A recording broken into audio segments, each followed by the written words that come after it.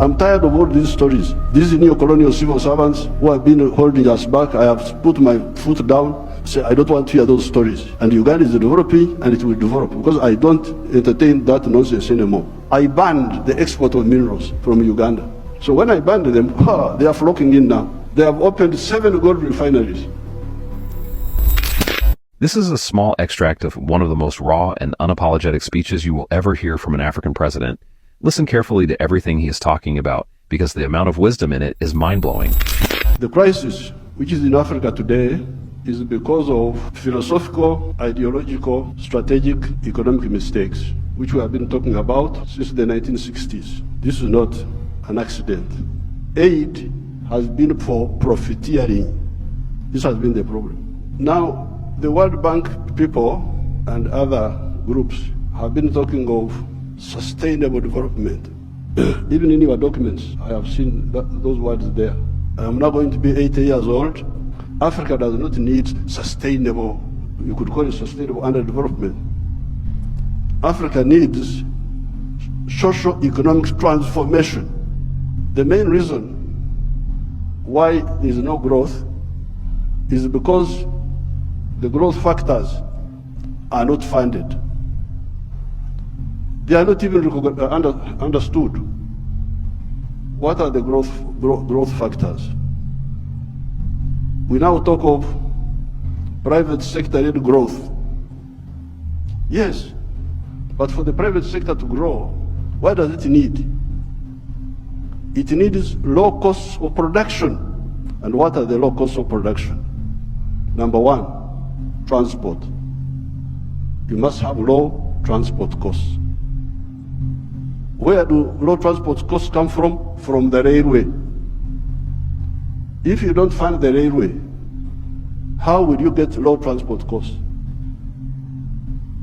Wonderful people, Banco Mundial, IMF, all these. Where will low cost operation come from if you don't have a railway? I have been here for the last 64 years. I've been watching as a student leader, as a freedom fighter, now as the leader of a country.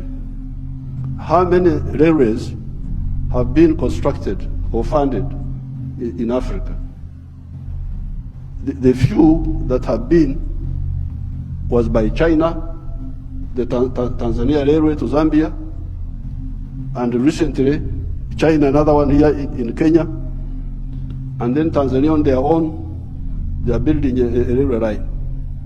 So, if you are talking of helping Africa, the railway, because if you fund the railway, you will have low cost of transport, and you can produce products which are cheap, which can be bought in the world. The second cost pusher is electricity. If you don't find electricity, and you talk about sustainable development, what are you talking about? Private sector-led growth. Electricity, we must have low-cost electricity, not exceeding 5 cents per kilowatt hour. That's what I insist on in Uganda. I'm tired of all these stories. These neo-colonial civil servants who have been holding us back, I have put my foot down. Say, I don't want to hear those stories. And Uganda is developing, and it will develop, because I don't entertain that nonsense anymore. Borrowing for what? Capacity building. Imagine seminars. They call you in a hotel, you eat chapati, you eat mandazi. They say that is capacity building. Capacity building should be on the ground, not just seminars. The third one, those people who talk about private sector-led growth, private sector-led growth. I have been trying to borrow money for our UDB, Uganda Development Bank, a bank which funds manufacturers. No, I don't get support for that. Instead, they want me to go, my people to go to commercial banks.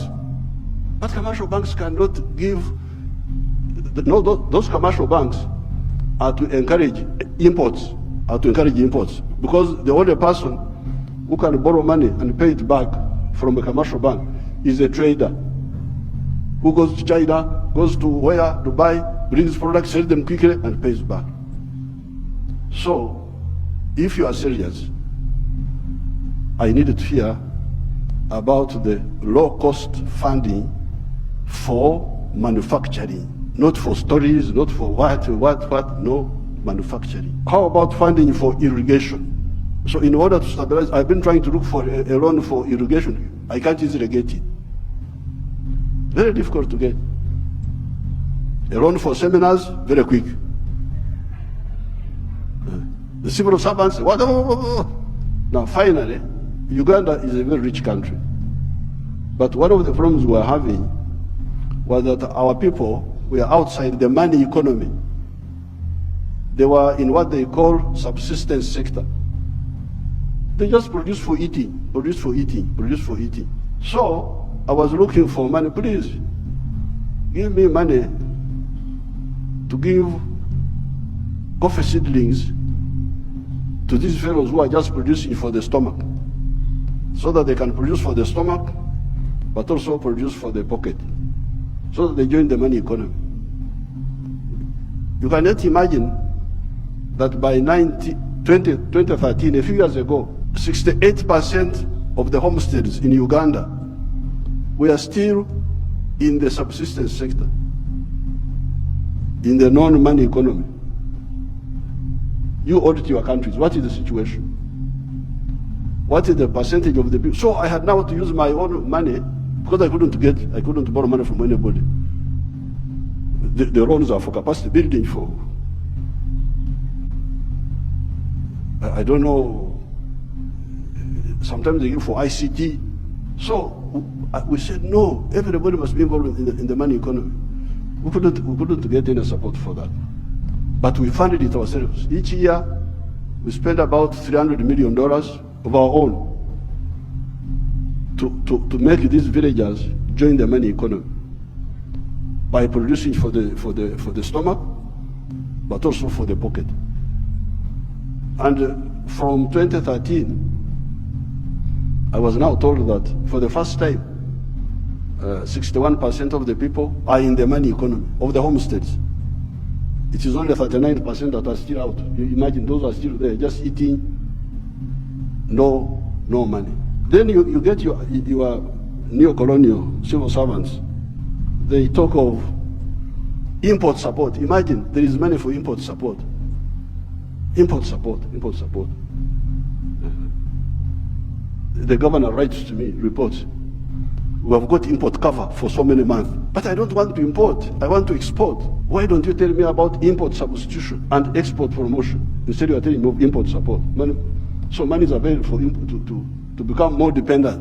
Now, finally, the cash, which we told our people about in the 1960s, we told them, part of the wars we fought in Uganda were to get rid of the neo-colonial groups which were there, which were stopping us from thinking. We had to get rid of them by force. But one of the problems was Africa producing raw materials, matière primaire, they call it in Français, matière primaire, raw materials. Imagine coffee. The global value of coffee is $460 billion. All the coffee producing countries of the world, Brazil, us, all these, we only get 25 billion of that. Out of the 460 billion, the coffee producing countries get 25 billion. And Africa gets only 2.5 billion. 900 million of that comes to Uganda because Uganda produces a lot of coffee.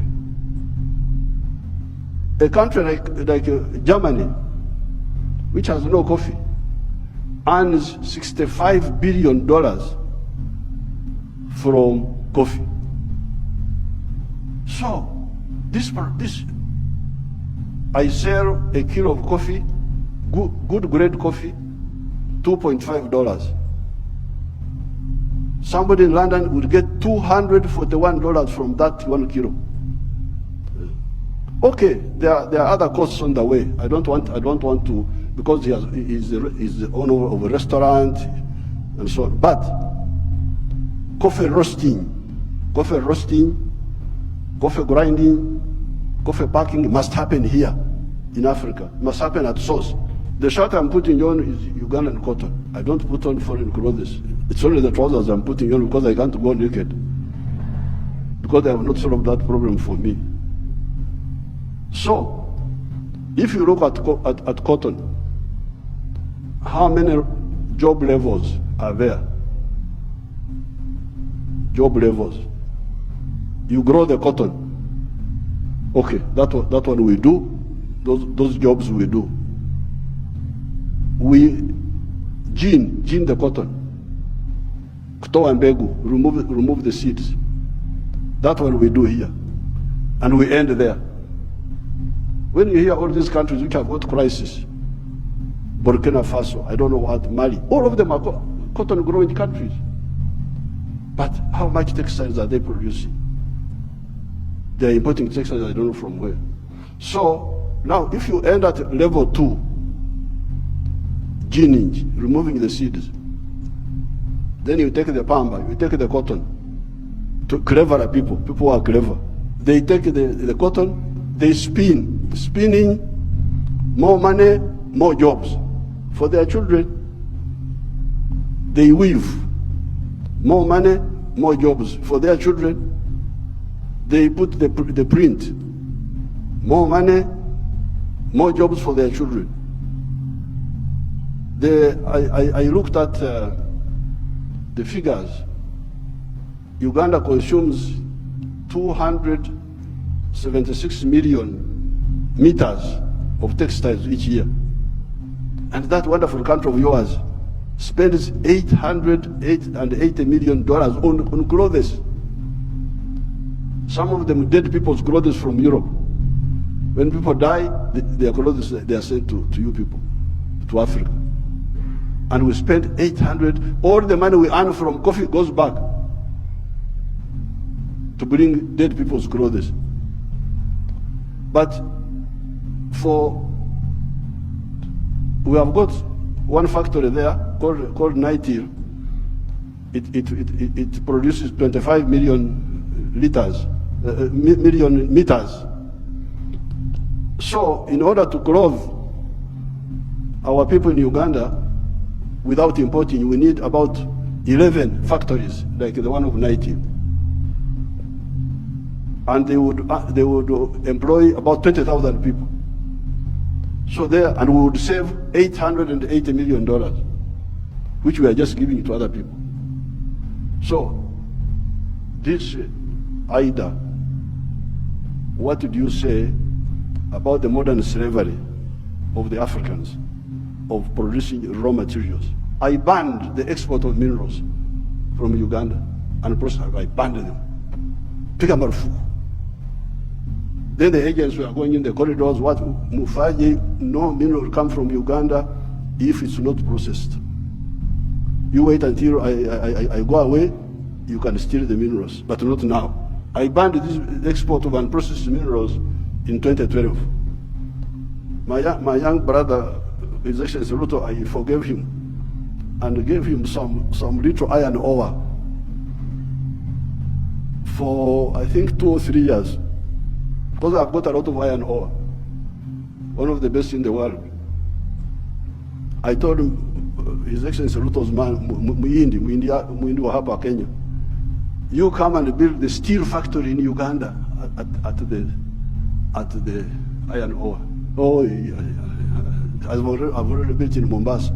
So I said, okay, because of my young friend, I give you some iron ore for 2 or 3 years. But come and put the factory here.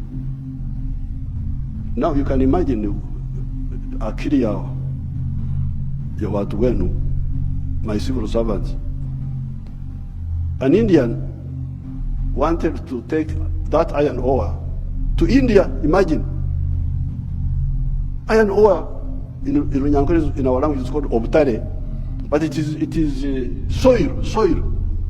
Black soil, if you see it, it is soil. To take that to India and do what? Pay your wonderful people $47 per ton. Our iron ore is the purest in the world.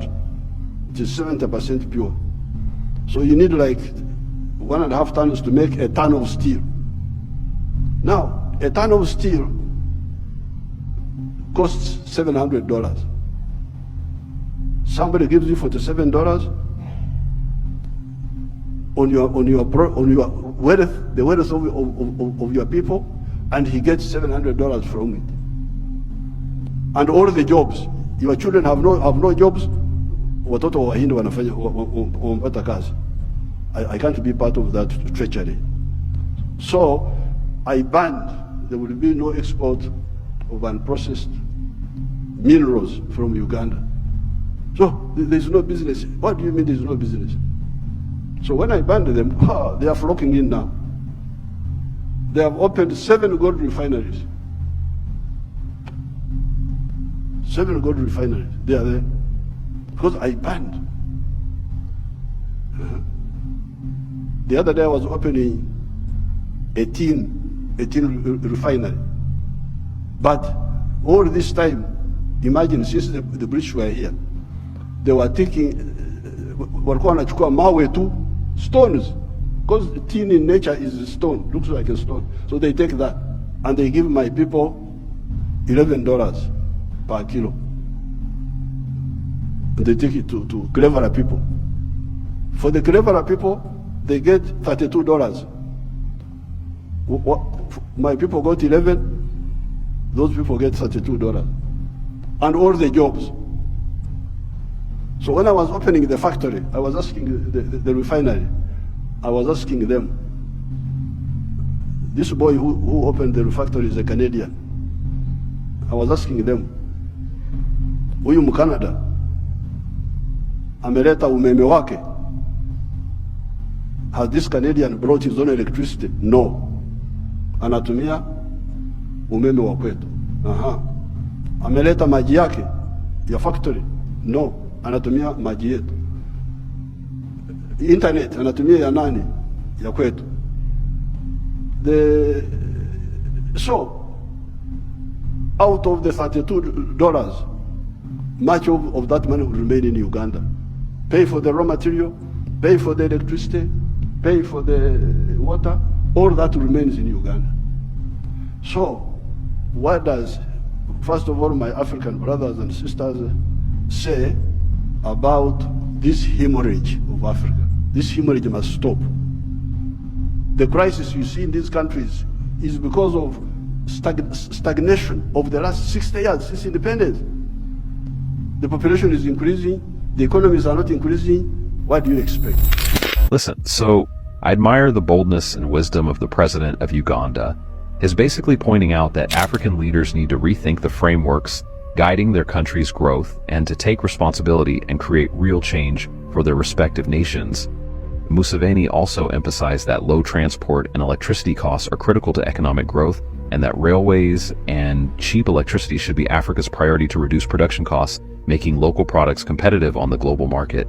The big question that we should all ask ourselves is, why is funding or aid not going to these essential projects, but rather all the money is wasted on non-important projects? Like Museveni pointed out in his speech, he mentioned so many issues that his country has been facing and some solutions that have worked for them.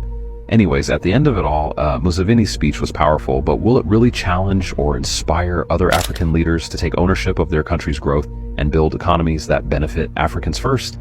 If you enjoyed this video, hit that like button